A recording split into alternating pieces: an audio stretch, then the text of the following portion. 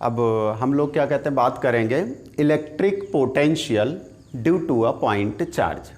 लेकिन याद रखना, electric potential due to a point charge, potential means क्या होता है, V इज इक्वल W/Q। इसलिए हमें क्या निकालना होता है, सबसे पहले वर्क डन निकालना होता है, इतना माइंड में सेटअप होना चाहिए। तो अब क्या चीज़ निकालना है उसको देखते हैं। कह रहा है electric potential due to a point charge. चलो ठीक है, यहाँ पे फिगर बनाते हैं। Suppose that you have given here Q be the charge here. Q एक चार्ज दिया गया। अब ये जो Q चार्ज दिया गया, इसकी अपनी एक इलेक्ट्रिक फील्ड यहाँ पे मेंटेन होगी इस चार्ज की। अब यहाँ पे कोई एक पॉइंट मैंने P ले लिया, कोई पॉइंट P ले लिया जिसकी डिस्टेंस Q से R है। ध्यान देखना, Q से R है। और कोई मैंने यहाँ पे एक पॉइंट ले लिया एट इन्फिनिटी। क्या किया, इन्फिनिटी पे मैंने एक पॉइंट ले लिया। और यहाँ से अब हमको क्या निकालना है, यहाँ पे कोई एक चार्ज Q0 मीन्स एक यूनिट पॉजिटिव टेस्ट चार्ज रख दिया गया। अब उस चार्ज को इन्फिनिटी से पॉइंट P तक लाने में जो टोटल वर्क डन करना पड़ेगा वो हमको फाइंड आउट करना है। तो इसके लिए हम क्या करते हैं, ध्यान दो। हमने इससे पहले हमने कहा इन्फिनिटी का सेंस वो होता है कि जहाँ पे कोई ऑब्जेक्ट पॉइंट साइज में दिखाई पड़े। लेकिन अब ये ज़रूरी नहीं है कि वो जो इन्फिनिटी जो पॉइंट है, जिस पॉइंट पे इन्फिनिटी माना गया है वो इसके रेंज में हो या Q के इलेक्ट्रिक फील्ड के रेंज में हो, ठीक ना। तो इसलिए हम कोई और एक पॉइंट यहाँ पे रख देते हैं A, कोई एक पॉइंट A और एक दूसरा पॉइंट यहाँ पे हम ले लेते हैं B ले लेते हैं। क्लियर। A अगर हम मानते हैं यहाँ से और A से, सपोज करिए यहाँ से A से Q की डिस्टेंस जो है वो x पे, आप ये बोल सकते हो Q से x डिस्टेंस पे एक पॉइंट A ले लिया गया। और ये जो चार्ज A है, यहाँ से इन्फिनिटी से यहाँ तक लाने में जो वर्क डन करना पड़ेगा, अगर ये इलेक्ट्रिक फील्ड में है ए पॉइंट तब तो कुछ वर्क डन होगा, अदरवाइज यहाँ से यहाँ तक लाने में जो वर्क डन करना पड़ेगा वो वर्क डन ज़ीरो होगा।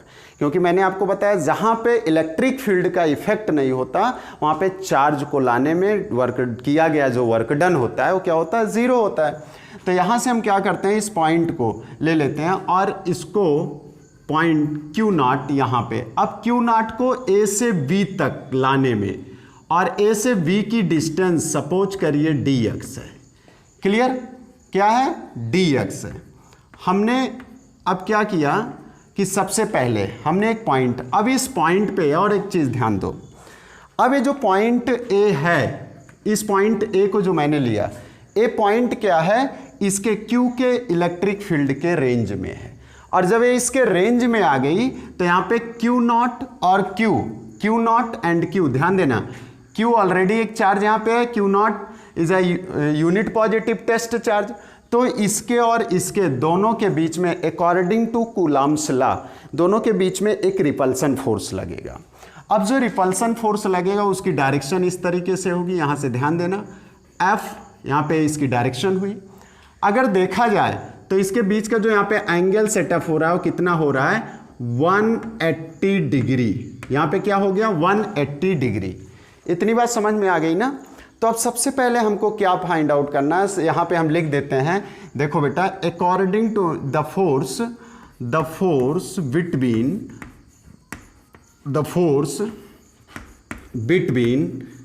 Q and Q0 according to Coulomb's law.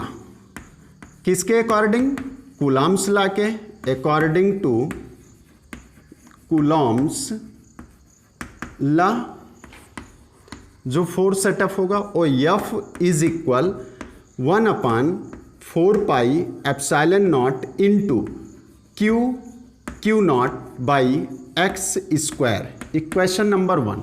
Any doubt? यहाँ से ध्यान देना, ये फोर्स हम क्या हो गया कि दोनों के बीच में सेटअप हो गया बेटा। अब इसके बाद क्या करते हैं, हम सबसे पहले स्मॉल वर्क डन निकाल लेते हैं। स्मॉल वर्क डन क्या होगा, dW, कहाँ तक, A से B तक लाने में। तो यहाँ से देखते हैं small work done to bring bring Q naught charge from A to B, यहाँ से यहाँ तक लाने में जो वर्क डन करना पड़ रहा है, W इज इक्वल, यहाँ से ध्यान देना, वेक्टर F डॉट dx, इससे भी निकाल सकते हो। और इसके अलावा यहाँ पे क्या करते हैं, इसको लिखते हैं A dot B, A vector A dot vector B का formula A B cos theta, तो यहाँ से F dx कॉस थीटा, बेटा थीटा क्या हो जाएगा, इसके बीच में जो फोर्स की डायरेक्शन है इधर और जस्ट अपोजिट आ रहा है, जस्ट अपोजिट, फोर्स इस साइड में लग रहा है और हम इस साइड में जस्ट आ रहे हैं, तो 180 डिग्री क्या हो जा रहा है यहाँ से, देखना बेटा, F dx cos 180 degree, 180 degree की वैल्यू क्या हो जाती है, -1 होती है, तो ये क्या हो जाएगा, F dx dw is equal F dx। हमें क्या मिल जाता है यहाँ से, small work done to bring a unit positive test charge from A to B is equal this, यहाँ से मिल गया हमको। अब इसके बाद देखो क्या करते हैं, इसके आगे जैसे ही चलते हैं, स्मॉल वर्क, बट हमें स्मॉल वर्क डन नहीं, हमें टोटल वर्क डन निकालना है, कहाँ से, इन्फिनिटी से लेकर के पी तक निकालना है। तो यहाँ से देखो बेटा, टोटल वर्क डन, यहाँ से total work done from infinity two point P या एट R तक निकालना है यहाँ पे। तो ये चीज़ जहाँ पे भी टोटल वर्क डन का सेंस आ जाता है, मीन्स W मैंने आपको बताया था कि वहाँ पे उसको क्या करते हैं, इंटीग्रेट कर देते हैं, कहाँ से, इन्फिनिटी से लेके आना है, कहाँ तक, R तक लेके आना है। क्लियर ना, कोई यहाँ पे डाउट आपको? इसके बाद देखना बेटा, dw की वैल्यू हम यहाँ से रख देते हैं फ्रॉम इक्वेशन 2, तो dw इज इक्वल क्या हो जाएगा, माइनस बाहर ले लेते हैं, इन ब्रैकेट यहाँ से f dx, यहाँ से क्या हो जाएगा, f dx इन्फिनिटी, यहाँ से r। क्लियर ना, अब यहाँ से क्या करेंगे, f की वैल्यू फ्रॉम इक्वेशन फर्स्ट ला करके यहाँ पे रख देंगे, तो यहाँ से क्या हो जा रहा है, देखना बेटा, इन्फिनिटी r, और यहाँ से जो वैल्यू आ रही है वो क्या हो जाएगी, 1/4 pi epsilon naught into Q not by x square dx। कोई डाउट? यहाँ से जब कोई डाउट नहीं तो इसके आगे अब चलते हैं, ध्यान दो, यहाँ से दिख रहा है ना, यहाँ से Q not upon 4 pi epsilon not बाहर ले लेते हैं बेटा, Q not upon 4 pi epsilon not in integration किसका होगा यहाँ पे बेटा, 1/x स्क्वायर dx, किसका होगा, 1/x स्क्वायर dx। अगर अब यहाँ से हम देखते हैं x स्क्वायर का, तो यहाँ पे थोड़ा सा रफ कर लेते हैं। अब एक स्क्वायर का इंटीग्रेशन यहाँ से देखो, सबसे पहले तो यहाँ से अगर करते हैं तो इस तरीके से 1/x स्क्वायर dx का बेटा न्यूमरेटर के फॉर्म में जाएगा, तो न्यूमरेटर के फॉर्म में जाएगा तो x टू पावर -2 dx। अब इसका क्या होता है, x to power n+1 upon n+1, तो क्या हो जाएगा यहाँ से x टू पावर -1 अपान -1। कहने का सेंस फाइनली हमें क्या मिलेगा, यहाँ से -1/x, क्या मिलेगा, -1/x मिलेगा। क्लियर ना, ये चीज़ समझ में आया, इंटीग्रेशन आप जानते हो ये चीज़ यहाँ से, तो यहाँ से इसका जो इंटीग्रेशन का टर्म मिला। अब देखो बेटा, यहाँ से फिर अगले स्टेप पे चलते हैं, W इज इक्वल, यहाँ से बेटा क्लियर, यहाँ पे माइनस रहेगा, -Q not upon 4 pi epsilon not, यहाँ से बेटा देखो R, और यहाँ से क्या हो जाएगा, अब हम यहाँ से डायरेक्ट कर देते हैं क्योंकि अभी हमने किया, तो यहाँ से इसकी वैल्यू आ जाती है 1/x इन्फिनिटी टू R, इसका इंटीग्रेशन ही होगा किसका, 1/x स्क्वायर का, ठीक है ना। तो इसके बाद जैसे माइनस माइनस से प्लस हो जाएगा, यहाँ पे प्लस हो गया। अब इन ब्रैकेट हमको फाइनली क्या मिल रहा है, 4 पाई epsilon not, upper limit minus lower limit हो जाता है, तो यहाँ पे 1/r माइनस 1/2 इन्फिनिटी और 1/∞ होता है 0, तो हमें फाइनली क्या यहाँ से मिल रहा है Q0/4πε0 इंटू 1/r, यहाँ से W इज इक्वल दिस, हमको ये चीज़ मिल गया। यहाँ से जो टोटल वर्क डन आया, total work done is equal Q0/4πε0 into 1/r आया, ठीक ना। लेकिन हमें टोटल वर्क डन क्या, हमें निकालना है इलेक्ट्रिक पोटेंशियल। तो यहाँ से क्या होता है, यहाँ से देख लेते हैं इस जगह पे V इज इक्वल क्या होता है बेटा, W/Q0 होता है। तो V इज इक्वल, यहाँ से ध्यान देना, जैसे इस टर्म में V इज इक्वल, अब W की वैल्यू रख दो यहाँ से, तो Q0 upon 4πε0 into R, clear, into R divided by Q0 से Q0 कैंसिल आउट हो गया। अब यहाँ से हमको क्या मिला, V is equal 1/4πε0 into Q/R। आपको क्या मिल रहा है, यहाँ से फाइनल रिजल्ट मिल गया V इज इक्वल, और यहाँ से दैट इज, R लिखना चाहो, V inversely proportional to R। यहाँ से ये चीज़ मिल गया। आपको दो चीज़ दिख रहा है, जब हम इलेक्ट्रिक फील्ड इंटेंसिटी की बात कर रहे थे तो वहाँ पे E is inversely proportional to R² था, और यहाँ पे V is inversely proportional to R है, क्लियर ना। ये चीज़ डिफरेंस यहाँ से आपको मिलता है।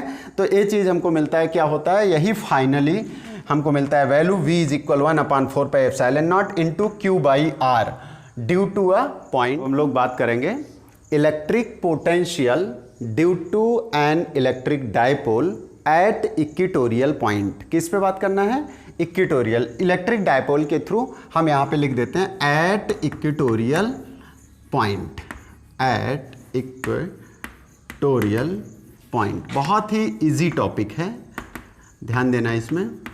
यहाँ से जैसे यहाँ पे एक आपको डायपोल दिया गया इस तरीके से, यहाँ से डायपोल -Q +Q और एक पॉइंट इसके थ्रू, कोई पॉइंट P यहाँ पे है, इसी पे हमको क्या निकालना है, इसकी distance R from the centre of this, इसके सेंटर से यहाँ पे है, ध्यान दो बेटा, इस टर्न पे O से L।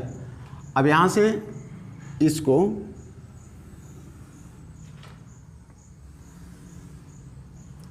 मिला देते हैं। अब इसको पाइथागोरस थ्योरम से अगर निकालते हैं तो ये क्या आ जाएगा, R² + L²।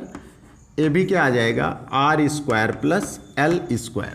अब हमको क्या निकालना है कि electric potential at point P due to dipole. तो डाइपोल का sense due to minus charge and +Q charge, ठीक है ना। तो अब यहाँ से देखते हैं, आओ आगे, यहाँ से लेट, सपोज कर लेते हैं, late V1 and V2 be the electric potential, be the electric potential at point P, at P due to -Q and +Q charge respectively, clear, respectively. यहाँ से हुआ, तो चलो ठीक है, यहाँ से हम निकालते हैं इलेक्ट्रिक पोटेंशियल।